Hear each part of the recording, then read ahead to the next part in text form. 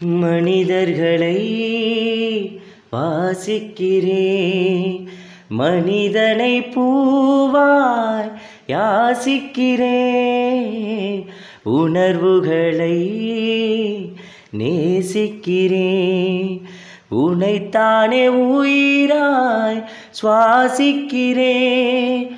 எனக்குள்ளே உன் மூச்சு, எதற்காக என் மூச்சு?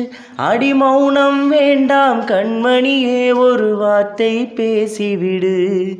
நான் எனக்குள் இல்லை, தொலைந்து விட்டேன், நீ என்னை மீட்டு கொடு. கண்ணுக்குள்ளே உன்னை வைத்தேன் கண்ணம்மா, நான் கண்கள் மூட மாட்டேன் அடி செல்லம்மா, நான் கண்கள் மூட மாட்டேன் அடி செல்லம்மா. சுக